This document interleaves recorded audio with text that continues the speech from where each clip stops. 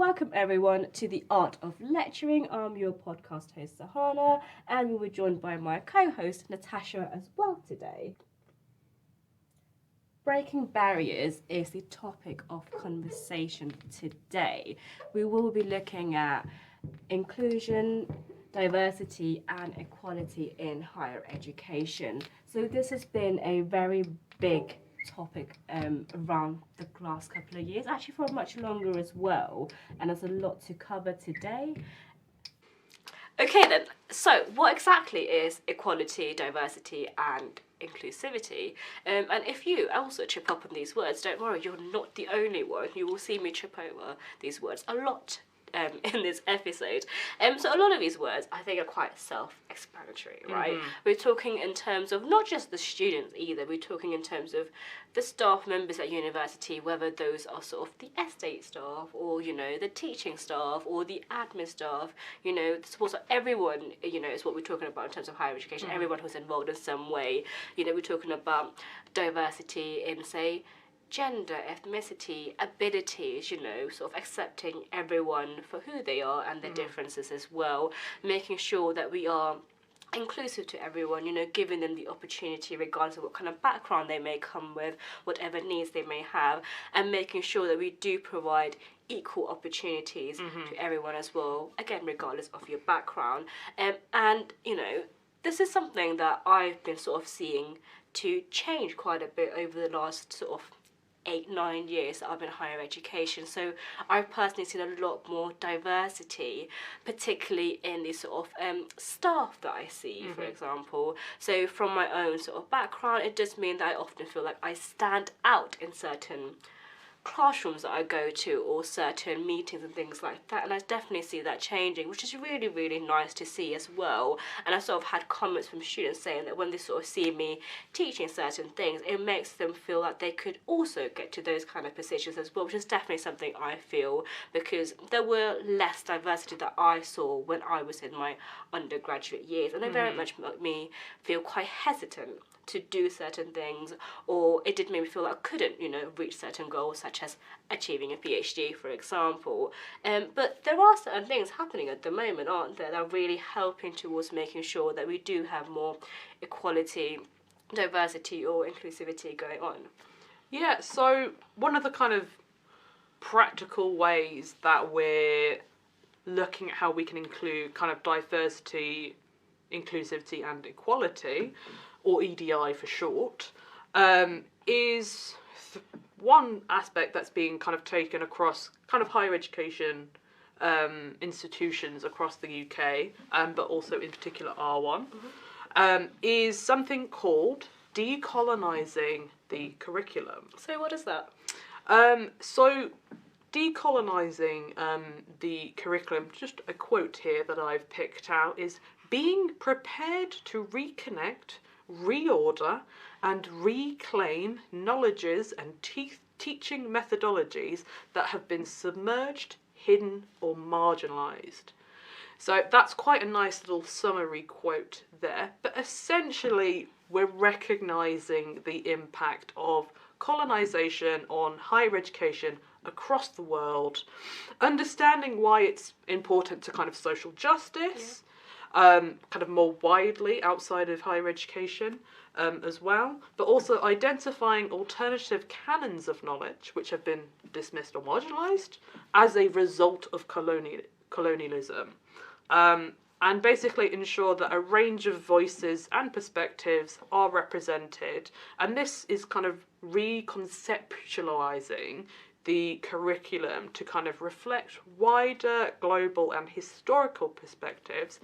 And this is, considering the diversity of student groups, staff groups, and kind of ensuring that we move beyond Western frameworks. As I said in our previous episodes, pedagogy has roots from around the world, but kind of through colonisation, it was very much Western focused. And that is something we want to move away from to include other kind of knowledges and methodologies. So there are a number of different ways, various educators are trying to sort of embed these type of things into their curriculum and their teaching as well. So something that I always saw as an undergrad was, when you would have, say, lectures and these PowerPoint slides, often the faces that you would see on the PowerPoints would be people from various Western cultures, so they would be very white, for example. But I did notice that sort of the latter half of my undergraduate experience and masters as well, you would see a far more diverse range of people, of both sort of ethnicities and backgrounds, and often there was a more of a sort of looking towards trying to include research from just not being Western, but from other parts of the world as well, which was really nice to see, because there was always this perception that, research is only good if it comes from certain parts of the world, for example, and that's not really true. There are many people doing very interesting research, very good research from other areas of the world as well. It's very important to include those from both a very scientific point of view, but also I think for students themselves and staff to see that, to feel represented by the research, by the faces that they're seeing, by the examples that are being given, which is really nice to see, actually. And it has actually been shown through research that doing these kind of things helps student engagement, student motivation, but also student educational outcomes. So it is helping students want and the ability to learn. So generally, sort of decolonising the curriculum and these kind of increasing diversity is genuinely positive all around. It is, and to be fair, like a lot of this is not just focusing on different sort of ethnicities either. It is often focused on sort of different abilities and things that people might have, thinking about, how can we design modules to work for certain people as well, how can we make the curriculum more inclusive as well, and a lot of this is quite hard, right? So as sort of early career educators, this is not necessarily something that we have like in-depth experience on, but it's rather something that we're kind of getting introduced the more and more that we're teaching. We're coming across materials and workshops and various people advising on how we can do things. We're often sort of seeing a lot of examples of what other people are doing, and I wouldn't say copying them, but using the examples to see how we can incorporate that into our practice. But it's very much a sort of like thing that is very actively happening, and a lot of it is learning from experience. I think one of the good things often is that universities have a lot of sort of students that they're engaging with as well, to really see what is it that students would like, what's helpful for students, to see where we can go rather than being fully staff-led, for example. Yeah, and I think one thing as well is, particularly in our university, and this is kind of a general, that there is a sort of disability and neurodiversity service. So students can register with them and they can kind of organise accommodations, such as, extra time in exams. And they can also let us know, if a student is going to need particular accommodations.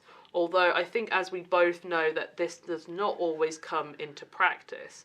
And this can be from just a lack of communication, but also some students prefer not to register with these services. Yeah, so in terms of like what kind of accommodations might be given, this will vary from university to university, institution to institution. It might be things like students might be given extra times, for example, on a specific exam. It might be that if, they aren't able necessarily to write a long answer essay within 2 hours, they might given the sort of ability to do that on a computer, to type it up instead, for example.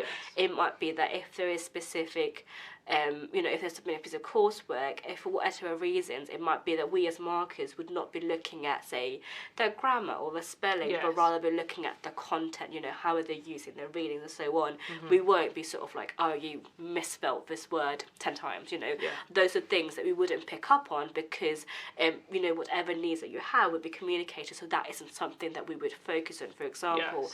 But the issue here often is that unless this is known to us through whatever your university's equivalent of the DNS service is, it isn't something that we can necessarily work towards, or even we can't necessarily provide the support for that. So, if you are a student who may have such requirements or needs and things like that, it's always good to just go and have a chat with the equivalent of your DNS service, or you would have a personal tutor to just go and have a chat with them, because your personal tutor is there to sort of talk you through things and sort of point you towards what kind of support is available for you as well, which is really, really important as well. I think as well it's so important to know that with our discipline in particular, we have often quite large groups of students, and so we can't unfortunately go through the register, for example, and look at every student's kind of information page to see if they are registered with the DNS service. Yeah. Often it is just a case of, are they registered with the DNS service? They don't give any particulars, which I think is good for student privacy. But then we don't know who's registered and who's not. And often it is something we might find out on the day. Yes, I've definitely had experiences where students with certain accessibility issues have kind of turned up to a session I was teaching, and I have not been prepared because I wasn't really told beforehand that I would have a student who would have certain needs. I would have designed and set up, say, some kind of session or practical which would not be suitable for them purely because of their accessibility needs. They wouldn't be able to access the certain materials, and it's always quite hard to deal with that, particularly when this happened to me. It was sort of in a very early stage of when I was teaching, and I just wasn't prepared. And I was very close to tears because I didn't know what to do. You don't want to let down your student who might already not be feeling great that they couldn't participate in something, but also you kind of put on the spot of being like, I actually can't do anything right now because I have a session to teach, and it will take me time to go through and recreate these materials in a way that would be suitable for the student. It isn't the student's fault at all. No. It was just a case of miscommunication whereby, I wasn't told this was going to happen, and the relevant staff members were also not quite aware of it either. But again, you should only share things if you do feel comfortable, but if you do have certain needs that you feel would benefit from the university to know, I would very much advise that you do go and chat to your university. And I think as new educators, we won't necessarily have the experience or the knowledge base necessarily to sort of deal with these kind of situations, and it can be very, I wouldn't say frustrating, but more panic-inducing actually when it does happen, without any prior warning, because we do want to face our challenges when we can. We want to find solutions, but if we're not given enough time or heads up, it can create a lot of unnecessary stress, I think. Yeah, and I think as well it kind of just builds on kind of the lack of maybe particular training to handle these situations. Because often if you're told, a couple of weeks beforehand, oh, by the way, this student will be attending this lecture, they have these certain needs, you can then go out and almost tailor the teaching materials for them as well as the wider students. But of course we're kind of acting quite broadly in terms of making teaching materials, and so it just highlights the kind of the sense that we're not quite there yet in making like a fully kind of EDI inclusive kind of curriculum, teaching materials, and kind of higher education in general. Things are definitely improving. It is, definitely. But we're not quite there yet. Yeah. And I do think if you are someone, quite similar to us, and you kind of go, how do I deal with this? Often it's probably good to just reach out to, your line manager or whoever is like the director or, the second in command, whatever it is, whoever, to just ask, do we have any students with certain needs that we need to prepare materials for a bit differently? It isn't necessarily that they won't tell you, but it might just be forgotten in the number of things that have to happen. And often if your onboarding doesn't happen at the start of the year, but even a bit delayed, some information may not get passed on to you, which is what happened in my case. I didn't onboard at the start of the year. It was a couple of weeks later, but some materials that were sent out did not get passed on to me. So just reaching out and just sort of being aware, but okay, I will have to do something a bit different. And just being aware can help you and be prepared as well. So it's always good to just check with things like that. And in general, to do something like that is often a good idea. I think it's also good to maybe, particularly if you're starting a new role at a new institution, just learning what their kind of policies regarding particularly kind of sort of disabilities and accessibility, you know, what's the process for marking? What's the process for, you know, assessments? What are the accommodations are available? And, you know, what systems do they already have in place to support the staff and the students? So it's always good to be aware of, you know, there are some differences between universities, and just making sure you're aware of kind of everything you need to know, so that when these kind of things do happen, or that, you know, you end up with a student who maybe has particular needs and requirements, that you can deal with it in the way that is appropriate. Yeah, and you know, if you do get a case you go, I don't know what to do, it's perfectly fine to email your line manager, or you know, someone who you know somewhat within the university or your department. Never as a sort of, I would say, as an early career educator or researcher, should you feel like you can't ask questions. You know, I have quite found that everyone knows that you're new at this, you know, and they're more than aware that they wouldn't expect us to know everything, because we can't. We're new to this university, we're new to the role, we're still learning on the job. Even, you know, 2-3 years down the road, you know, should we hopefully progress into other roles, you will still learn more about those roles that you wouldn't know. So it's always fine to reach out to other people. I have panicked email so many people in the past, because I don't know what to do, and rather than sitting there and panicking about it for 3 hours, it's often better to just send an email to someone. Or, you know, if your university uses Teams or whatnot, just to like message them, just ask, because, you know, even if they don't know, they'll be able to signpost you to who would know, potentially, and hopefully that is something you would find helpful as well. Yeah, and I think universities often do have kind of systems and guidance in place, but particularly, you know, if you join like halfway through the year, for example, you know, you might not have been given that in kind of your handbook. And so it's always good to just say, hey, I'm not quite sure what to do about X, Y, and Z. What would you recommend? Is there a university policy, for example, or a departmental policy?